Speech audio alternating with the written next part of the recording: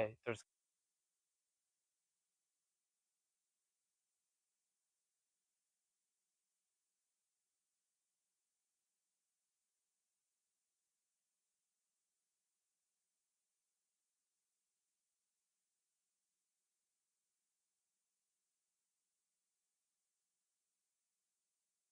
You're very welcome to the Irish Political Roundup with me, Paul Brophy. And me, Roisin Chleirigh. And we're here, Roisin, in lovely Mooncoin again.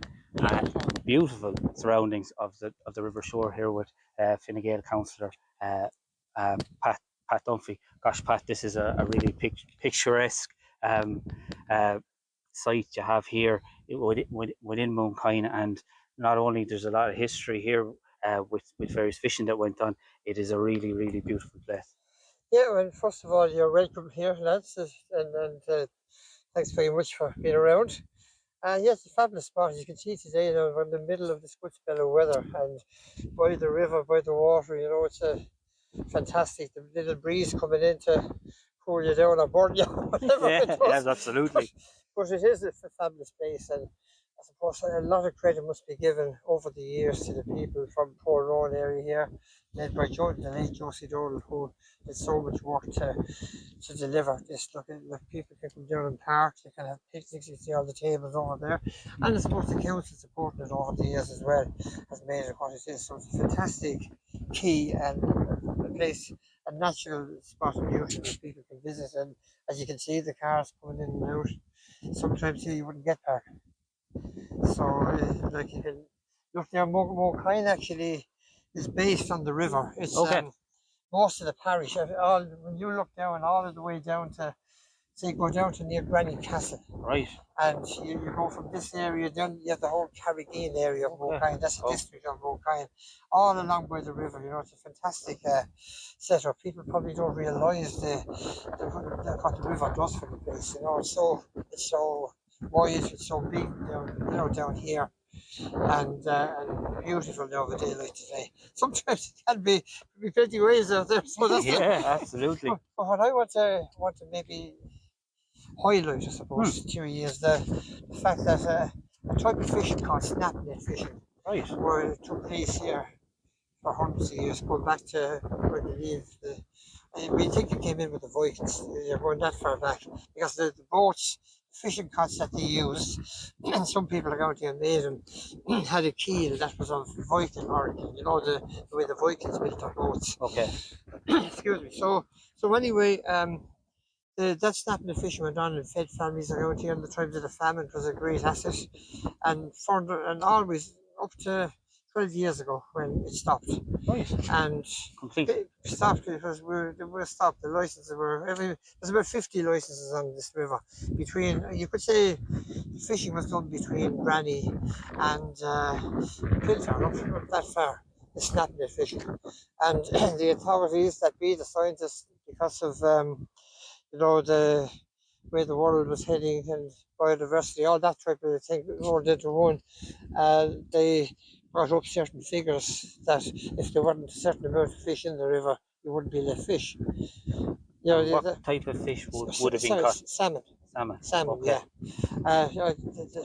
There was a lot of salmon in the river going back over the years, but it probably has got a bit scarce. And like the salmon are an intelligent species. Like maybe most fish more intelligent than people would think, but they're born here. The fish come back when they come back to spawn. They go up the river as far as they can, up the little streams and all of that, and then they go out as when they're big enough to head outside out into the sea and make their way around to maybe Norway, Greenland, all around that area. And I'd say a lot of them, the biggest problem, the snapnet people were doing little or no damage, but does the damage, I say, maybe the ships that are out in the ocean from various countries and that, they're probably not getting beyond them, and there's very little or nothing being done about that. And instead, they have the snapnet fishermen off the river. Yeah. The rod people are left fish. I think at the moment it's catch and release, and I like the skills of that particular down here now. The river, every fisherman knew the depth of that river. It could be 50 feet, it could be 30 feet, and they knew where to fish safely, where where you wouldn't have rocks and trees and all of that. They knew all the different ledges, as they call them. Yes. There's an Irish name on most of the ledges where you could fish. And when you're fishing for a snap net, you have two boats and Yes. a net between the Okay. two boats. And the net, you have stones on the net that drags it to the bottom of the river. And it Oh, comes up about 2 meters. Okay. And that's all. It doesn't cover the whole river or anything like that. It's just a net about 15 meters wide and about 2 meters in depth. So you're considering the size of the river. I'd say 90% or more of the fish will get by without getting next to them, Yeah. you know. Yeah.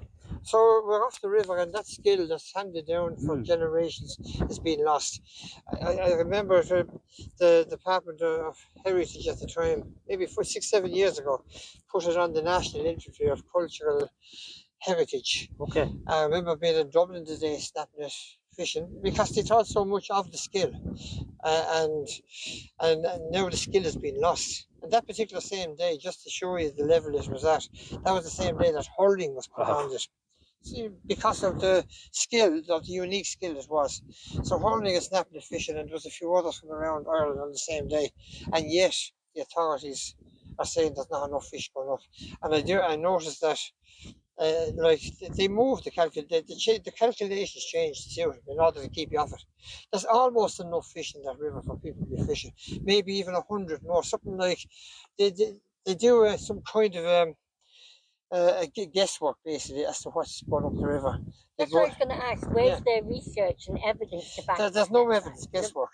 Right. Guesswork to be, and they go up the streams, they put together what rod people catch, maybe what the snap that people use catch and all of that, and they reckon there's I think it's 12 and a half or 13,000 fish going up the river every year. Right. Now that could be miles off, to be honest about it, and because you need a counter that'll work and that'll give you the right figure.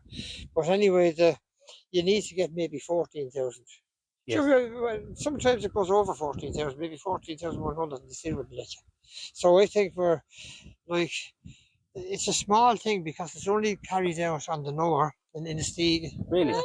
Okay. and here on the river shore up to Carrick and Shore. Yeah. There's a little bit of it on the Blackwater still going on, and that's a private estate, I think, where it's Okay. going through, and yet they're the fish, you know. It's, So on the private estate, they can fish, yeah. but the general public cannot fish. The general people, well, you have to have a license to fish anyway. So there's about 50, 60 licenses on the shore here Okay. in total. Now, most of those, a lot of people now passed away. A lot of people might be too old to fish. There wouldn't be too many left to do it. So And all pass down the skill, all passed or down the the skill. local knowledge of what they've Yes, been passed down Yes, to their yeah. fathers or families or uncles or friends. It's all getting lost in which the government department said it was were thought enough of it to put it on our national inventory of cultural heritage. You know, so it's shocking, and no matter how many times we bring it up, constantly above and all airing, nothing happens. Who shuts it down? It's put down because the minister who is responsible for it, you can't really do our best and all this, but I think when it goes back to scientists, and they're only interested And what scientists tell you. in what scientists are interested in. They're not interested in the other factors at all, and everything should be taken into account. What's been done about the factory ships out at sea? Yes. You know, now I know that it's outside of our waters, but that's where the damage has been done, not on a river like this. And they were all very disappointed.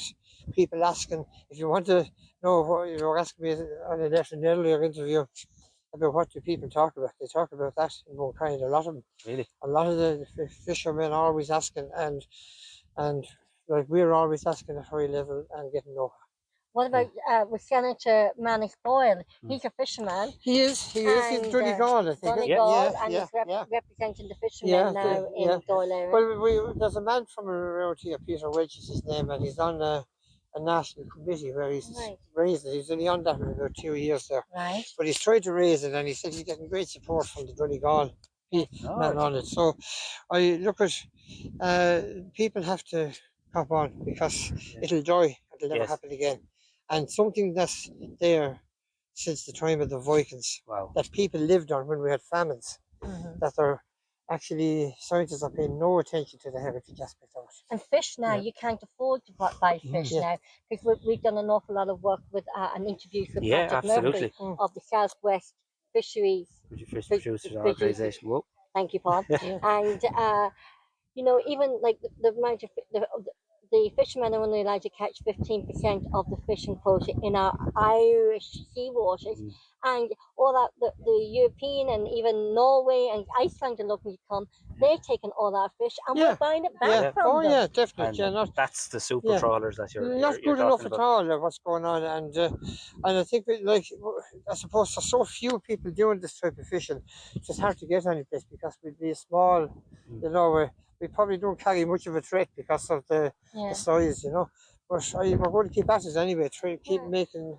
Well, maybe Nice, yeah. someday we can come down Yeah. with Mr. Peter Walsh and Oh interview yes, the Peter children. Welch Yeah, that'd would be be very brilliant. good. Yeah, And we could do yes. that maybe in the next couple of weeks. Yeah, that'd Right, be give me a amazing. shout and I can arrange it. Yeah, and Yeah. so we can actually then start highlighting this is what we did with the fishery. And Yes. Yeah. if say snap fishing was to come back and become stronger, you know, that would be massive for Mooncoin Oh, it'd be massive. Massive, as a yeah. village, and Massive. you know, it would bring a lot of people into the area and you- help tourism economy. and boost the local see economy the absolutely as river well. behind me, that river Yes. now would have two, just it takes two boats and with two boats with Yeah. the net between the two fishermen, and when the salmon would swim into the net, you give a little pull and the fishermen would have a rope caught and feel the rope pull back, you see. So straight away you pull the lower rope Yeah. and it closes the net and you put in your salmon. You have to get away at times, but you know it's so simple and it could not or is not doing any damage, any kind of biodiversity or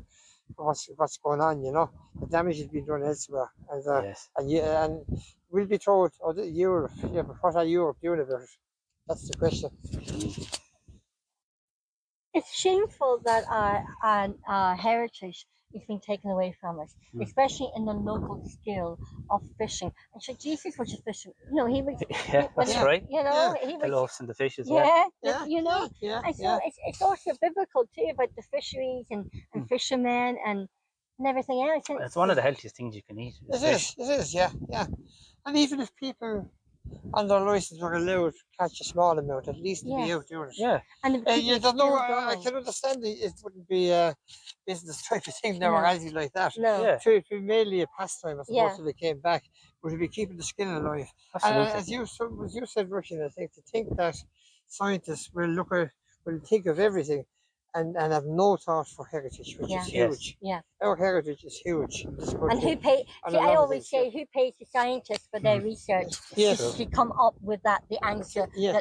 that they're looking for?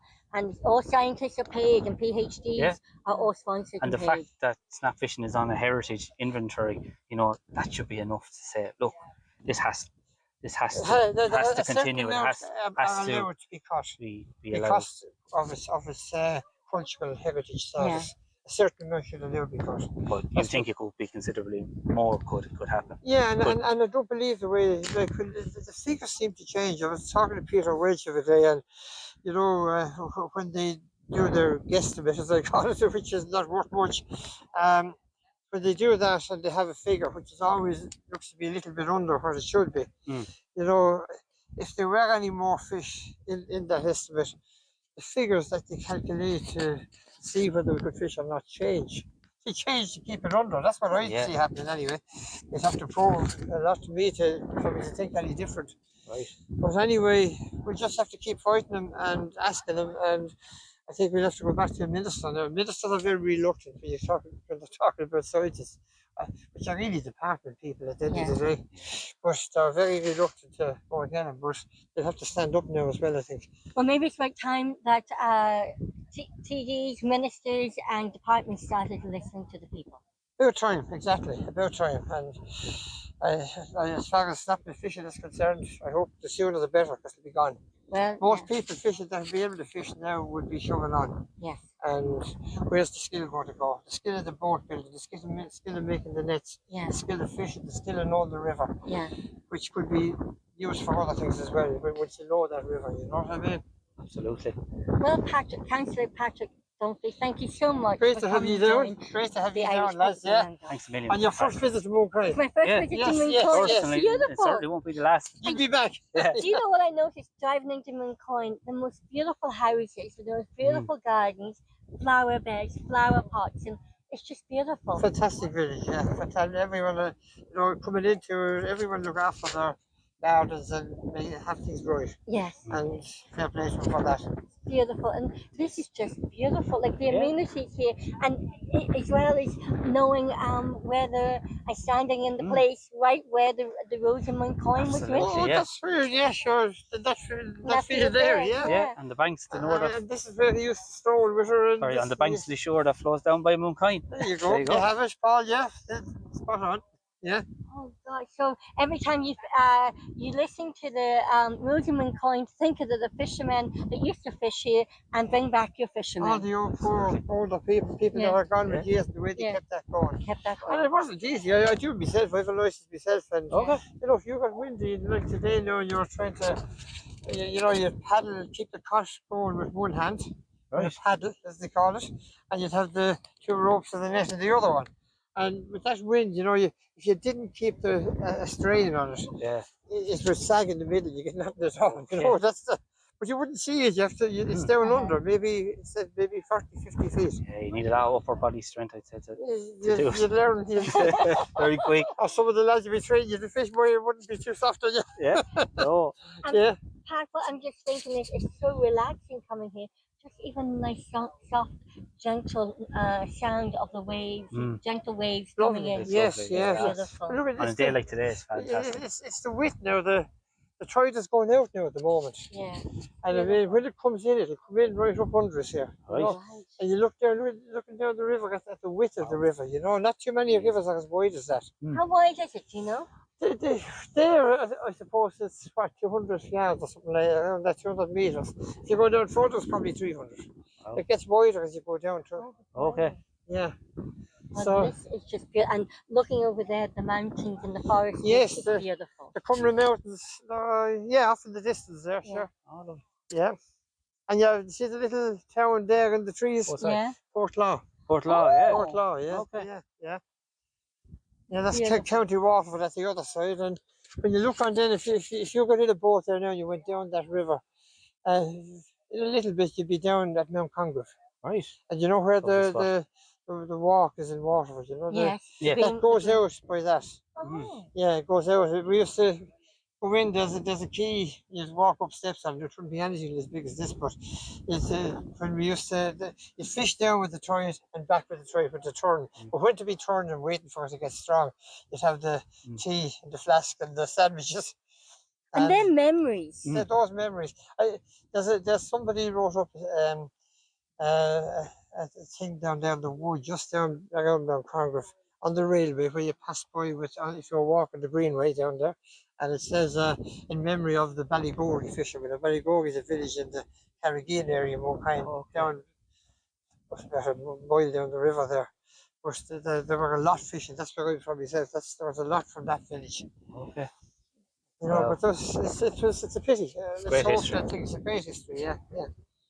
Well, Pat Dunphy, Thanks you a so million much. again. Yeah. Okay, and Paul. Thanks a million. Great See talk you to you. again. Yeah. And thank you, the listeners and the viewers, for tuning in to the Irish Political Roundup. Thank you. Thanks a million. Bye for now.